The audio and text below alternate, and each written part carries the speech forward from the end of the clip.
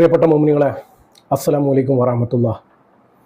നിങ്ങൾ കരുതും ഈ ഹിന്ദു ആയ ഈ സാവിത്രി ചേച്ചി എങ്ങനെ ഉംറ ചെയ്തു എന്ന് പറയാം. ഈ ഒരു കഥ നിങ്ങൾ സാങ്കല്പികമായി കണ്ടാൽ മതി. അപ്പോൾ നമ്മുടെ സാവിത്രി ചേച്ചി എങ്ങനെയായിരിക്കും ഉംറ ചെയ്തിട്ടുണ്ടാവുക? ആ ഒരു കഥയിലേക്കാണ് ഞാൻ നിങ്ങളെ കൊണ്ടുപോകുന്നത്. അപ്പോൾ ഞാൻ നിങ്ങളെ കൊണ്ടുപോകാൻ പോകുന്നത് സാവിത്രി ചേച്ചിയുടെ ആ ഒരു ജീവിതത്തിലേക്കാണ്. ഈ ഒരു കഥ ഞാൻ പറഞ്ഞു, ഇത് വെറും ഒരു സാങ്കല്പികമായി നിങ്ങൾ കരുതിയാൽ മതി. കുറച്ച് നാളുകളായി ഈ ഒരു കഥ ഞാൻ നിങ്ങളോട് പറയണമെന്ന് കരുതിയിട്ട് ഒരു ഗ്രാമീണ പശ്ചാത്തലത്തിലേക്കാണ് ഞാൻ നിങ്ങളെ കൊണ്ടുപോകുന്നത്. നല്ല പ്രശാന്ത സുന്ദരമായ സ്ഥലമെന്നൊക്കെ പറയുന്നില്ലേ, അതുപോലെ നല്ലൊരു ഗ്രാമീണ പശ്ചാത്തലം. അടുത്തടുത്തായി ഒരുപാട് വീടുകളാണ്. അതിൻ്റെ സെൻട്രലായി ഒരു മുസ്ലിം പള്ളി. ഈ അടുത്തടുത്തായി ഒരുപാട് വീടുകളിൽ ഒരു വീടായിരുന്നു നമ്മുടെ സാവിത്രി ചേച്ചിയുടെ വീട്. പള്ളിക്ക് ചുറ്റും വീടുകളുള്ളത് കൊണ്ട് തന്നെ പള്ളിയിലെന്നും പെരുന്നാൾ പോലെയാണ്, ഒരു ആഘോഷം പോലെയാണ് പള്ളിയിൽ. ആളുകൾ ഇങ്ങനെ നിറഞ്ഞു നിൽക്കുന്ന പള്ളി. സുബഹ നിസ്കാരം മുതൽ ഇശാ നിസ്കാരം വരെ പള്ളിയിൽ നിസ്കരിക്കാൻ ആളുകളുടെ കൂട്ടമായിരുന്നു അവിടെ. എന്തൊരു ആഘോഷം വന്നാലും നല്ലൊരു രസമാണ് അവിടെയുള്ളൊരു ജീവിത അന്തരീക്ഷം. ആ പള്ളിയും പള്ളിക്ക് ചുറ്റും ഒരുപാട് വീടുകളും, പള്ളിയിലാണെങ്കിൽ എപ്പോഴും ആളുകൾ. നല്ലൊരു രസകരമായ ജീവിത അന്തരീക്ഷമാണ് അവിടെ. ജാതി മതഭേദ വ്യത്യസ്തമില്ലാതെ എല്ലാവരും പരസ്പരം സ്നേഹിച്ച് ജീവിച്ചു. ഈ കഥ ബോറടിക്കുന്നവർക്ക് സ്കിപ്പ് ചെയ്ത് പോകാട്ടോ. അപ്പോൾ അവിടുത്തെ ജീവിതം നിങ്ങളുടെ മനസ്സിലേക്ക് വന്നിട്ടുണ്ടാവും. അങ്ങനെ ഒരു നാട്ടുംപുറത്തായിരുന്നു സാവിത്രി ചേച്ചി. അപ്പോൾ അവിടെ പള്ളിയിൽ നടക്കുന്ന എല്ലാ ചടങ്ങുകളും ആഘോഷങ്ങളും സലാത്തുകളും ഒക്കെ തന്നെ അവിടെയുള്ള നാട്ടുകാർ ആഘോഷമാക്കി മാറ്റുകയായിരുന്നു. അതിൽ നമ്മുടെ സാവിത്രി ചേച്ചിയും ഉണ്ടാകുമായിരുന്നു. പള്ളിയിൽ നടക്കുന്ന എന്ത് കാര്യത്തിനും സാവിത്രി ചേച്ചിയും ആ ഒരു ആഘോഷത്തിലും സന്തോഷത്തിലും പങ്കുചേരുമായിരുന്നു. സാവിത്രി ചേച്ചി ഇതൊക്കെ ഒരു കൗതുകത്തോടെ നോക്കി നിൽക്കുകയായിരുന്നു മുമ്പൊക്കെ. പിന്നെയാണ് സാവിത്രി ചേച്ചിയും ഇറങ്ങി പ്രവർത്തിക്കാൻ തുടങ്ങിയത്. സാവിത്രി ചേച്ചിക്ക് തൻ്റെ മതത്തോട് സ്നേഹമില്ലാത്തത് കൊണ്ടല്ല, നല്ലൊരു മതവിശ്വാസിയാണ് ഈ സാവിത്രി ചേച്ചി. പ്രിയപ്പെട്ടവർ, ഞാനൊരു കാര്യം പറയട്ടെ. ഒരു മതത്തിലുള്ളവരെ പുച്ഛിക്കാനോ കരിവാരി തേക്കുവാനോ അല്ല ഞാൻ ഈ ഒരു കഥ നിങ്ങളുടെ മുന്നിൽ എത്തിക്കുന്നത്. സാവിത്രി ചേച്ചിക്കാണെങ്കിൽ തൻ്റെ മതത്തോട് വിരോധമൊന്നുമില്ല.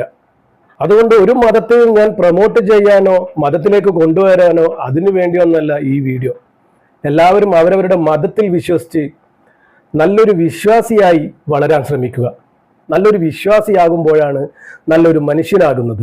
എല്ലാ മതത്തിലും പഠിപ്പിക്കുന്നത് നല്ലൊരു മനുഷ്യനാകാനാണ്. ഏത് മതമായാലും അതിൽ അടിയൊറിച്ച് വിശ്വസിച്ച് നല്ലൊരു വിശ്വാസിയായി ജീവിക്കാൻ ശ്രമിക്കുക. സാവിത്രി ചേച്ചിക്ക് തൻ്റെ മതത്തോട് വിരോധമൊന്നുമില്ല. നല്ലൊരു മതവിശ്വാസി തന്നെയാണ് സാവിത്രി ചേച്ചി.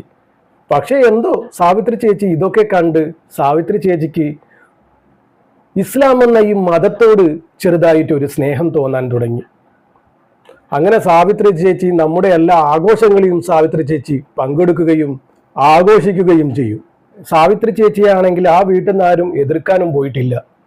അവർക്കറിയാം സാവിത്രി ചേച്ചി നല്ലൊരു വിശ്വാസിയാണെന്ന്. ചിലപ്പോൾ സാവിത്രി ചേച്ചി നല്ലൊരു വിശ്വാസി ആയതുകൊണ്ടാവാം ഈ ഒരു മതത്തെയും അങ്ങനെ കാണുന്നത്. സാവിത്രി ചേച്ചിക്ക് ഇസ്ലാം എന്ന മതത്തോട് ഒരു പ്രത്യേക സ്നേഹം തോന്നാൻ തുടങ്ങി. അങ്ങനെ സാവിത്രി ചേച്ചി ഒരു ദിവസം ഭർത്താവിനോട് രാത്രി ഉറങ്ങാൻ കിടക്കുമ്പോൾ ചോദിച്ചു അത്രേ, ഞാൻ മുസ്ലിം മതത്തിൽ പോയിക്കോട്ടെ, ഞാനൊരു ഇസ്ലാം ആയിക്കോട്ടെ എന്ന് ഭർത്താവിനോട് ചോദിച്ചു അത്രേ. അപ്പോൾ അന്നൊന്നും ഭർത്താവ് ഒരു മറുപടിയും പറഞ്ഞില്ല. മിണ്ടാതെ കിടക്കുകയായിരുന്നു അദ്ദേഹം.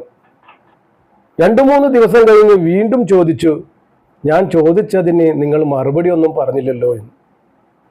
അപ്പോൾ അദ്ദേഹം പറഞ്ഞു, നീ ഇപ്പോഴൊന്നും ഇസ്ലാമിൽ പോകണ്ട, ഞാൻ മരണപ്പെട്ടതിന് ശേഷം നീ ഇസ്ലാമിൽ പോയിക്കോളൂ എന്ന്.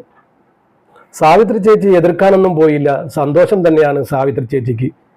അങ്ങനെയാണെങ്കിൽ അങ്ങനെ എന്ന മട്ടിൽ സാവിത്രി ചേച്ചി അനങ്ങാതെ മിണ്ടാതെ കിടന്നു.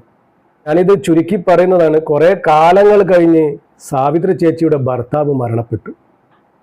ഭർത്താവ് മരണപ്പെട്ടിട്ടും സാവിത്രി ചേച്ചിയുടെ ആ ഒരു മോഹം മനസ്സിൽ നിന്ന് പോയില്ല. ആ അന്ന് പറഞ്ഞ വാക്കുകളും സാവിത്രി ചേച്ചിക്ക് മറന്നില്ല. ഭർത്താവിൻ്റെ സമ്മതത്തോടു കൂടി ഇസ്ലാം എന്ന മതത്തെ സ്വീകരിക്കാൻ അവിടെയുള്ള ആൾക്കാരോട് താല്പര്യം പ്രകടിപ്പിച്ചു.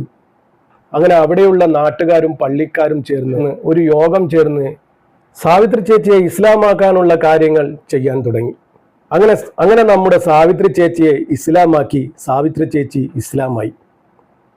ഇങ്ങനെയാണ് സാവിത്രി ചേച്ചി ഇസ്ലാമായത്.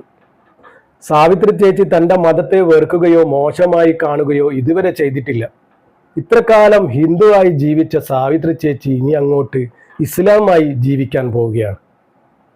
രണ്ട് മതത്തെയും അതിൻ്റെതായ ഗൗരവത്തിലായിരുന്നു സാവിത്രി ചേച്ചി കണ്ടിരുന്നത്. സാവിത്രി ചേച്ചിക്ക് 2 മക്കളുണ്ട് കേട്ടോ.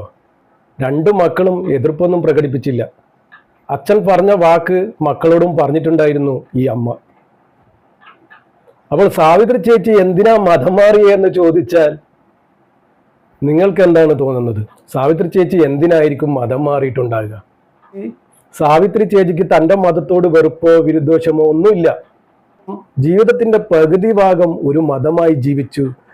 അതിനുശേഷം മറ്റൊരു മതമായി ജീവിക്കാൻ പോവുകയാണ് സാവിത്രി ചേച്ചി. അതാണ് സാവിത്രി ചേച്ചിയുടെ പ്രത്യേകത.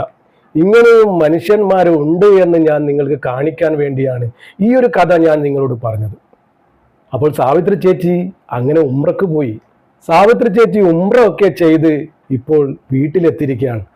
ആൾക്കാരിങ്ങനെ കൂടി നിൽക്കുകയാണ് സാവിത്രി ചേച്ചിയെ കാണുവാൻ. സാവിത്രി ചേച്ചിയുടെ വീട്ടിൽ പോകുന്നവർക്കൊക്കെ ഓരോ ഈത്തപ്പഴവും സംസം വെള്ളവുമാണ് സാവിത്രി ചേച്ചി കൊടുക്കുന്നത്. അപ്പോൾ ഇതാണ് സാവിത്രി ചേച്ചി ഉംറ ചെയ്ത കഥ. ജീവിച്ചിരിക്കുന്ന കഥയായതുകൊണ്ട് തന്നെ ഇതിന് ക്ലൈമാക്സ് ഒന്നും ഉണ്ടാവില്ല. അപ്പോൾ ഈ ഒരു കഥ നിങ്ങൾ വെറും ഒരു സാങ്കല്പികമായി കണ്ടാൽ മതി. ഈ ഒരു കഥ നിങ്ങളോട് പറയണമെന്ന് എനിക്ക് തോന്നി, അതുകൊണ്ടാണ് പറഞ്ഞത്.